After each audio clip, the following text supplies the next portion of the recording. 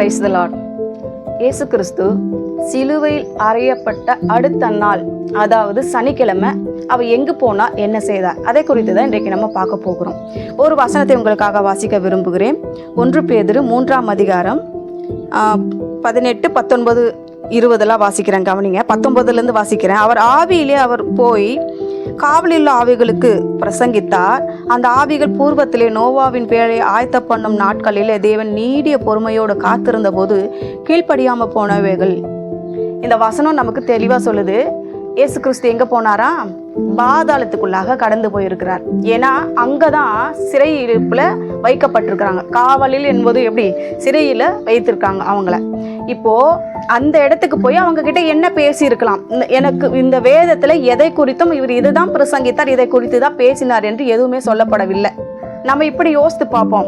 ஆண்டவர் எனக்கு வெளிப்படுத்தின சில காரியங்களை நான் உங்களோட பகிர்ந்து கொள்ள விரும்புகிறேன். அவர் போன உடனே அவங்க கிட்ட சொல்லியிருப்பாரு, நான் நோவாவை வைத்து உங்களை ரட்சிப்பதற்காக, உங்களை மீட்பதற்காக உங்களுக்கு ஒரு வாய்ப்பு கொடுத்தேன். நீங்கள் அந்த வாய்ப்பை பயன்படுத்தி கொள்ளவில்லை. ஆனா நீங்க என்ன பண்ணீங்க? கீழ்ப்படியாம போய் நீங்க எந்த ஒரு வார்த்தையும் செவி கொடுக்காம இருந்ததுனால அழிக்கப்பட்டீங்க. ஆனா பாருங்க, இதே நினிவே பட்டணத்தாருடைய பாவங்களும் என்னோட சமூகத்துல வந்து எட்டினது. நான் யோனாவை அமிச்சு அவங்களிடத்துல தீர்க்க தரிசனம் சொன்னேன், இன்னும் 40 நாள்ல இந்த தேசம் கவிழ்க்கப்பட்டு போகும்னு சொன்னேன். ஆனா அவங்க எல்லாரும் கீழ்ப்படிந்து ரட்டுடுத்தி மனிதர்கள் முதல் மிருக ஜீவன்கள் வரைக்கும் உண்ணாம எல்லாரும் சாம்பலில புரண்டு கிடந்தாங்க.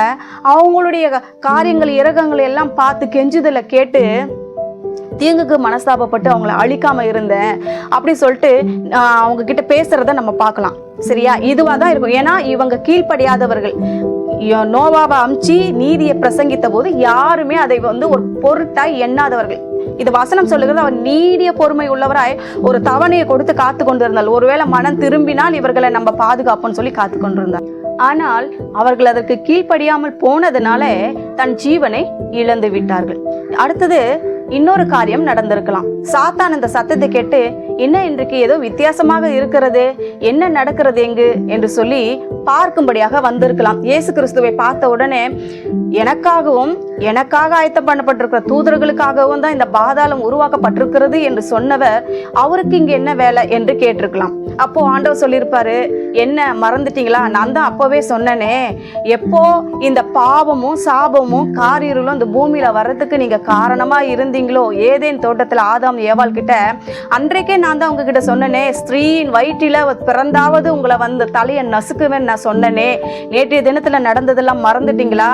உங்க தலைய நசுக்கி பல்லெல்லாம் உடைத்து கண்களை நோண்டி உங்களை சிலுவையில 3 விதமான ஆணிகள் அடித்தனே. பிதாவுக்கு அடையாளமாக அவருடைய சார்பாக வலது கையிலும், அவருடைய இயேசு கிறிஸ்துவின் சார்பாக இடது கையிலும், பரிசுத்த ஆவியானவரின் சார்பாக உன் 2 கால்களிலும் ஆணி அடித்து உன்னை மரத்துல மாட்டி உன்னை வெற்றி சிறந்தனே, அதுக்குள்ள நீ மறந்துட்டியா என்று கேட்கும் பொழுது இந்த பிசாசானவன் என்ன பண்ணியிருப்பான்? அப்படியே திரு என்று முழிச்சிருப்பான். அப்ப ஆண்டவர் திரும்பவும் சொல்லியிருப்பாரு, என்ன சொன்ன? நீ என்ன பணிந்து கொண்டா இந்த பூமி எல்லாம் உனக்கு தருவேன்னு சொன்னியே, இப்ப பாரு நீ இருக்கிற இடம் எது? பாதாளம். இப்படிப்பட்ட இடம் தான் உனக்கு சிறந்த இடம், நீ இங்கதான் இருக்கணும் என்று சொல்லி பேசியிருக்கலாம். பாதாளத்துல போய் கீழ்ப்படியாத ஆவிகளிடத்துல இப்படி சொல்லியிருக்கலாம், பிசாசின் இடத்துல இப்படி சொல்லியிருக்கலாம். இப்படி வேதத்துல எதுவும் நமக்கு சொல்லப்படவில்லை. இதெல்லாம் கர்த்தர் நமக்கு சில காரியங்கள்ல வெளிப்படுத்தும் போது இதை நம்ம பார்க்கிறோம். அப்படிதான் என்ன பண்ணிருப்பாரு, நீ இங்கதான் இருக்க வேண்டியது, நீ இங்கேயே இரு என்று சொல்லி அவனுக்கு ஒரு பெரிய குட் பை சொல்லிட்டு என்ன பண்ண இருப்பாரு, உயிர் தெழுந்து மீண்டும் வந்திருப்பார். எனவே நீங்க இந்த காரியங்களை குறித்து அதிகமாய் வேதத்துல பார்த்தா எங்கேயும் நமக்கு கிடைக்காது. கர்த்தர் சில காரியங்களை நமக்கு இப்படி வெளிப்படுத்தலாம், இப்படி நடந்திருந்தால் எப்படி இருந்திருக்கும் என்பதை குறித்து தான். இதை நீங்க அநேகருக்கு பகிர்ந்து கொள்ளுங்கள், சப்ஸ்கிரைப் செய்யுங்க, ஃபாலோ செய்யுங்க, அநேகருக்கு இது பிரயோஜனப்படுத்திக் கொள்ளுங்கள். ஆமென்.